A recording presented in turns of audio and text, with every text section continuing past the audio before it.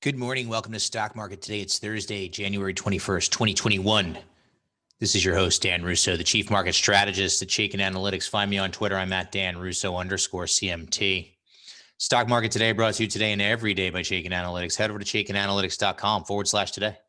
Sign up for a free email where I get a lot of the content for this show. We also give you daily stock ideas to consider. It hits your inbox every trading day before the market opens. U.S. equities higher yesterday. All the major indices closing at records. In the S&P 500, comm services, discretionary, and tech were the standouts at the sector level, while financials were the only group to close lower on the day.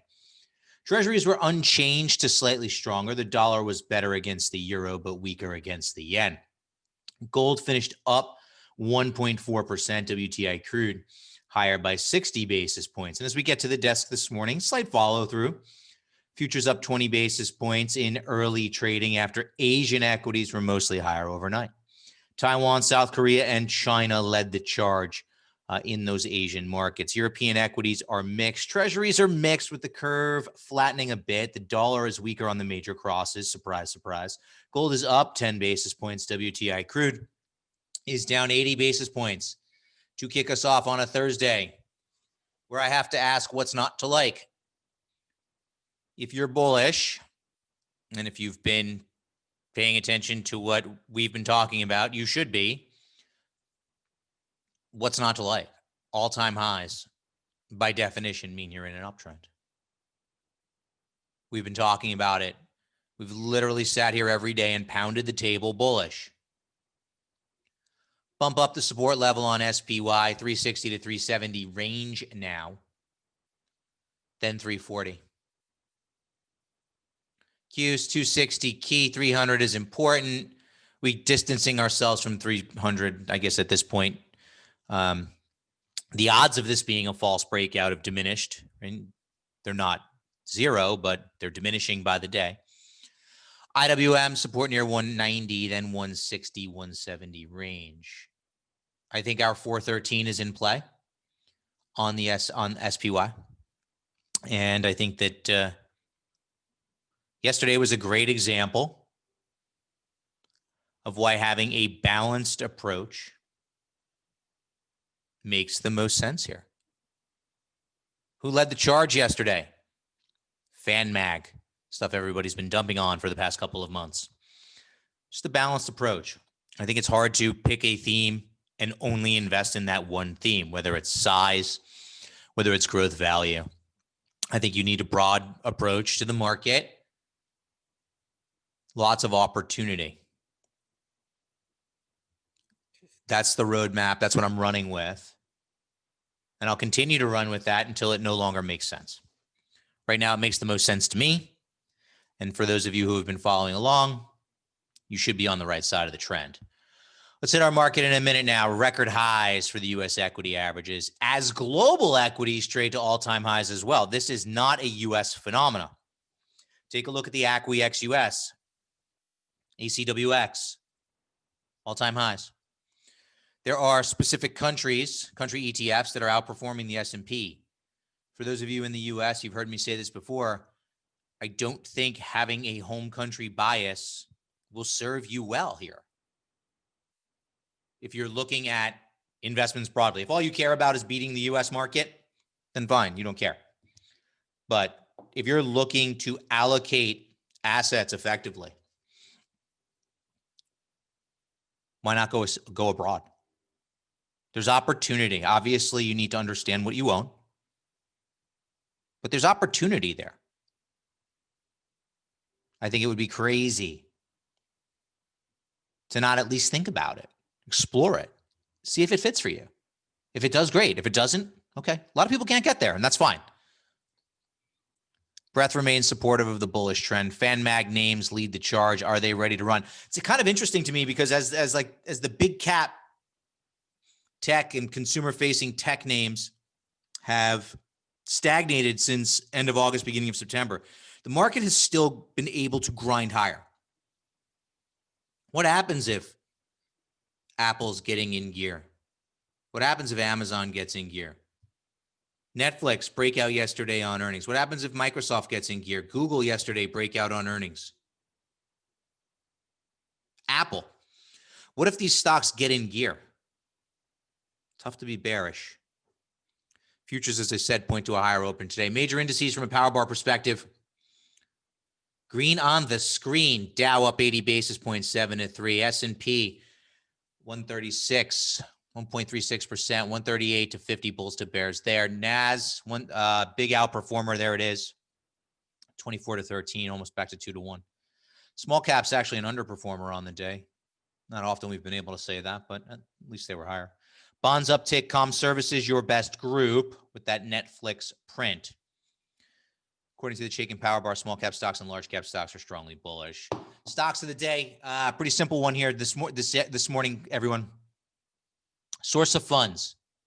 With the market in an uptrend, with leadership visible, you don't want to own things that are underperforming, in my opinion. So I ran a screen of the Russell 3. Neutral stocks in our 20-factor model where their relative strength turned weak this week. That's it. You've heard me talk about it on the bullish side. The personality change, where a stock goes from being a laggard to a leader. This is just the flip side of that. Some interesting names on there. Pool Corp, I know, is a big one in the growth crowd. Heron Therapeutics, obviously a big one within the pain space. AMD, right? AMD is a darling. It's starting to underperform, as is Grubhub, Global Payments. All right, so there's the way I see this is source of funds. If you own these stocks,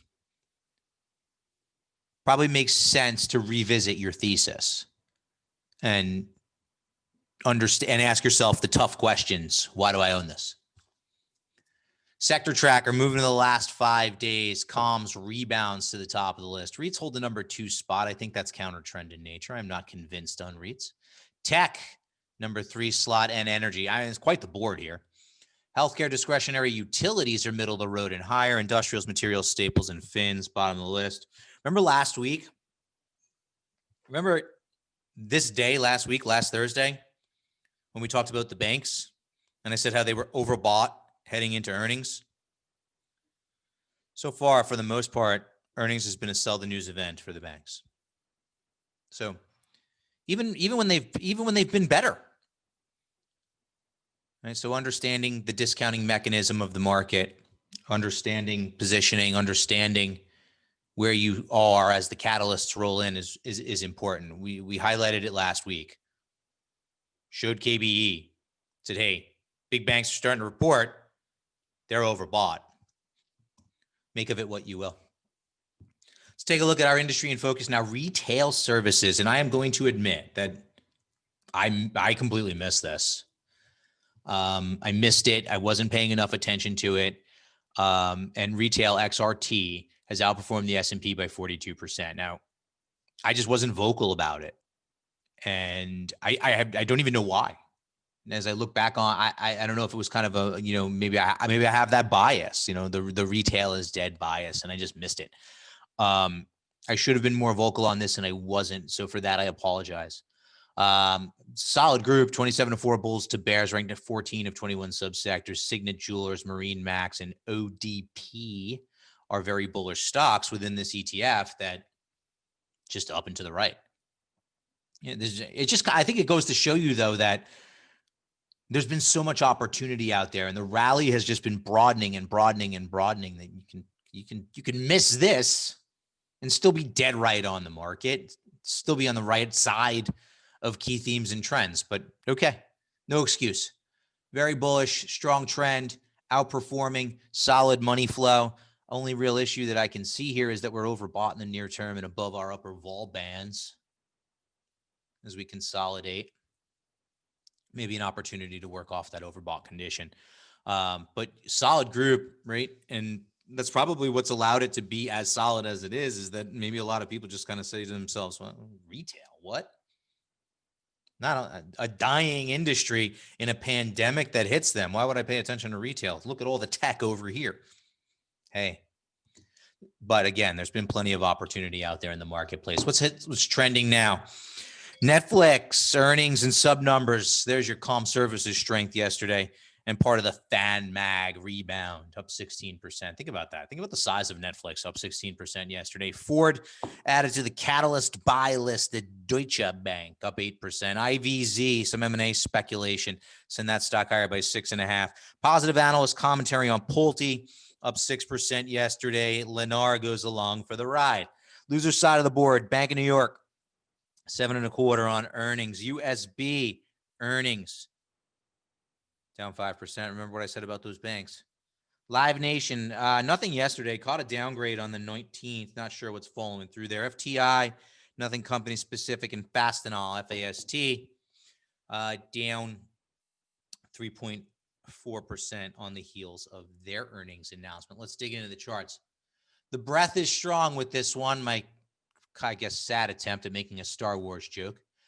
But it is. And I stand by my thesis that we are closer to the beginning of a bull market than the end of one. I've been saying it for some time. Seems that other people are catching on to it as well. But there's still the naysayers out there who hit me with, valuation and bubble. Okay, maybe. But look at this breadth. 91% of the S&P 500 is in a long-term uptrend above a 200-day moving average. Hard for me to argue with that. What about the intermediate term? S&P 500% above their 50-day moving average. Nearly 80, 78%. Again, hard for me to argue with that. Even shorter term, not shown here. Percentage of stocks above their 20-day moving average is 74%. So a healthy majority. And then on top of all of that, the advanced decline line traded at a new all-time high yesterday with price. So confirmation across the board for breadth for the S&P 500. You've heard me talk about the small caps. You've heard me talk about the opportunities broadening out. It's pretty amazing. Hard to argue. I know, I don't know. I don't know what it is. I think people just, bearish calls get more attention. I think that's what it is. People would rather have attention than make money, maybe. I don't get it, but it's not my job to get it. It's my job to be on the right side of what is, not what I think should be. And we've done a great job of that if you've been paying attention at home. Self-driving EV tech, and I'm going to give a shout out to one of our clients, Phil Mason, who asked about this on a call that we hosted with our clients last night.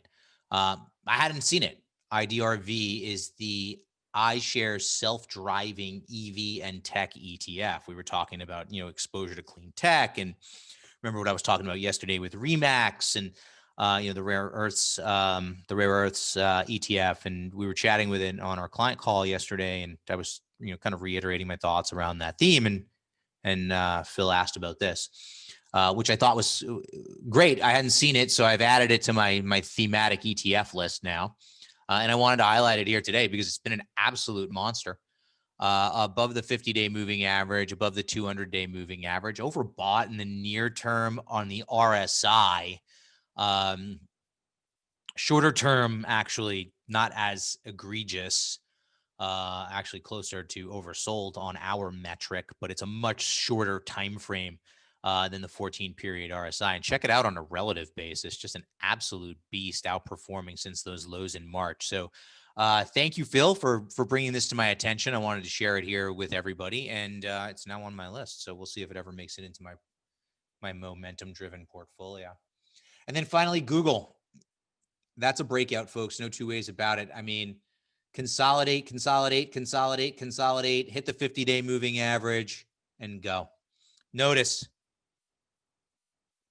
never left bullish ranges on that RSI, and a bullish rating here at Shaken Analytics. That's it for today. I'll be back tomorrow. Hey, Grayson Rose here with StockCharts. Thank you so much for watching. I hope you enjoyed that video. If you did, consider giving it a like down below, maybe leave us a comment, and if you're new to the channel, you can subscribe at the link up above. We're going to bring you daily content from an incredible collection of technical analysts and financial experts.